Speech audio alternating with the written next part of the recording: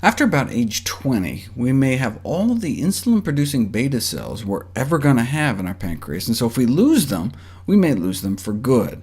Autopsy studies show that by the time type 2 diabetes is diagnosed, we may have already killed off half of our beta cells. You can do it right in a petri dish. Expose human beta cells to fat, they suck it up, and then start dying off. A chronic increase in blood fat levels is harmful, as shown by the important effects in pancreatic beta cell lipotoxicity.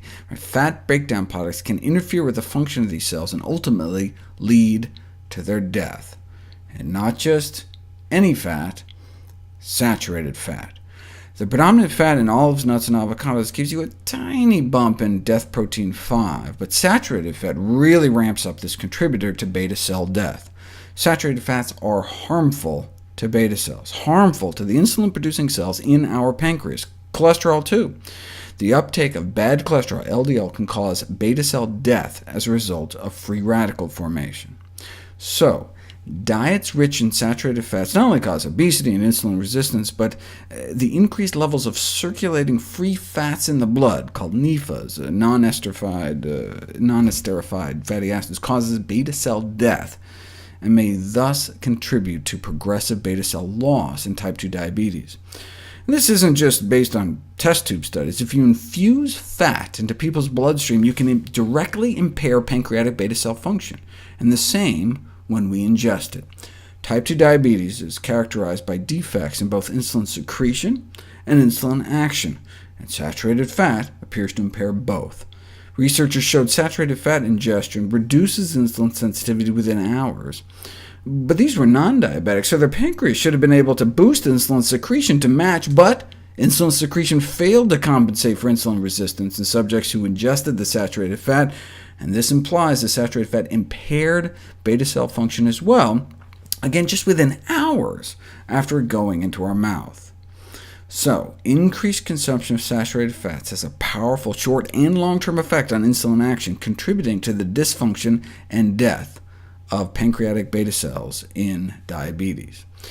And saturated fat isn't just toxic to the pancreas. The fats found predominantly in meat and dairy, chicken and cheese are the two main sources in the American diet, are almost universally toxic, whereas the fats found in olives, nuts, and avocados are not. Saturated fat has been found to be particularly toxic to liver cells in the formation of fatty liver disease. You expose human liver cells to plant fat, and nothing happens. Expose liver cells to animal fat, and a third of them die. This may explain why higher intakes of saturated fat and cholesterol are associated with non-alcoholic fatty liver disease. By cutting down on saturated fat consumption, we may be able to help interrupt this process. Decreasing saturated fat intake may help bring down the need for all that excess insulin. So either being fat or eating saturated fat can both cause that excess insulin in the blood. The effect of reducing dietary saturated fat intake on insulin levels is substantial, regardless of how much belly fat we have. And it's not just that by eating fat we may be more likely to store it as fat. Saturated fats, independently of any role they have of making us fat, may contribute to the development of insulin resistance and all its clinical consequences. After controlling for weight and alcohol, and smoking, and exercise, and family history, diabetes incidence was significantly associated with the proportion of saturated fat in our blood. So what causes diabetes? The consumption of too many calories rich in saturated fats.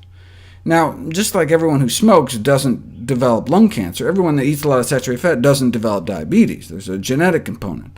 But just like smoking can be said to cause lung cancer, high-calorie diets rich in saturated fats is currently considered the cause of type 2 diabetes.